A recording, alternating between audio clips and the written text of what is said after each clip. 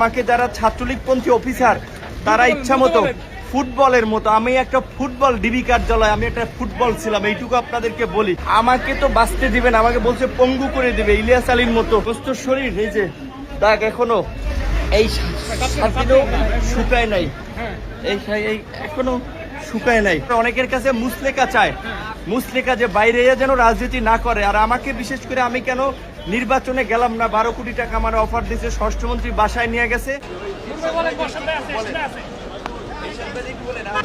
রিমান্ডে নিলে ব্যাপক চর্চা, ঝুলাইয়া গরু ছাগলের মতো ঝুলাইয়া কারেন্টের শক দেয় এবং সিনিয়র জুনিয়র নাই, চট থাপ্পড় গরুর মতো হাত পাও বাইন্দা পিটাইতেছে।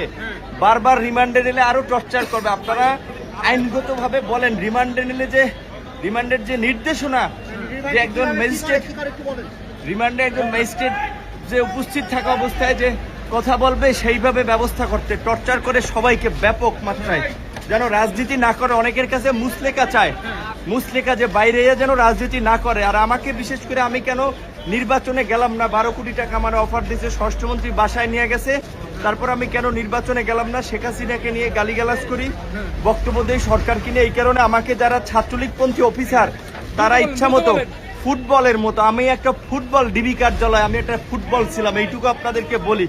এখনো যদি আমার সুস্থ শরীর, এই যে দাগ এখনো এই শুকায় নাই, এই এখনো শুকায় নাই।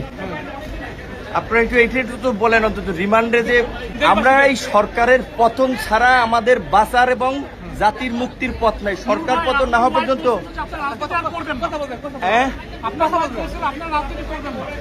আমাকে তো বাঁচতে দিবেন, আমাকে বলছে পঙ্গু করে দিবে ইলিয়াস আলীর মতো। যদি আমি ওদের আমাকে বলছে যে পঙ্গু করে দেবে, আমার মতো দু একজন নূর না থাকলে তাদের কিচ্ছু হবে না। আমি শুধু এইটুকু বলি যে আমার শারীরিক পরীক্ষা করার দরকার, চিকিৎসা করা দরকার। আমার ইনজেকশন পুশ করছে, এটি কি স্লো পয়জন?